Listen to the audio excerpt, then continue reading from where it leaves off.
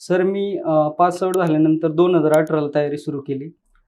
2018मध्ये मी 2019, 2021 आणि 2022 असे 3 इंटरव्ह्यू आणि 3 मेन्स दिल्या. बरं.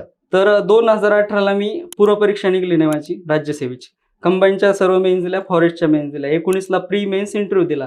त्यानंतर 2020 आणि 21मध्ये कोविड आला. त्या काळात सर घरी गेलो. मग घरी ते कोविडची परिस्थिती वगैरे त्यातून सगळ्यांना सामोरं जावं लागलं. तसं माझ्या फॅमिलीला पण ते सफर करावं लागलं. मग काय झालं, की 8-10 महिने माझा अभ्यासात गॅप पडला. मग मला इथं एक सांगायचं कोविडमुळे. की कोविडमुळं. मग कोविड कारण नव्हतं. माझ्या घरच्या परिस्थिती वगैरे ते प्रॉब्लेम होता आणि डेट नसल्यामुळं थोडं रिलॅक्स राहिलो मी, की डेट येईल वगैरे. मग त्यावेळी अभ्यास करून घरच्या प्रॉब्लेममध्ये मी थोडं इन्व्हॉल्व होत गेलो घरच्या सगळ्या याच्यामध्ये. तर मग त्यामध्ये काय झालं, कन्सिस्टन्सी राहिली नाही अभ्यासामध्ये. म्हणजे कन्सिस्टन्सीचं महत्त्व काय आहे, की मी 2020ची जी पूर्वपरीक्षा झाली ती 21मध्ये झाली. मग तिचा मी एक 8-10 दिवस पुण्यात आलो नंतर आणि डेट डिक्लेअर झाल्यावर आलो आणि अभ्यास 8-10 दिवसात काय करणार, गॅप झालेला भरपूर.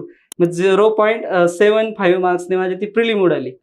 मग त्यानंतर कळालं की कन्सिस्टन्सीचं महत्त्व काय आहे, की आपण म्हणतो ना, की सातत्य पाहिजे अभ्यासामध्ये. त्यावेळी मला जाणवलं की एक माझी चूक होती, की सातत्य नाही ठेवलं. मग 2021मध्ये पुन्हा सर काय केलं मी,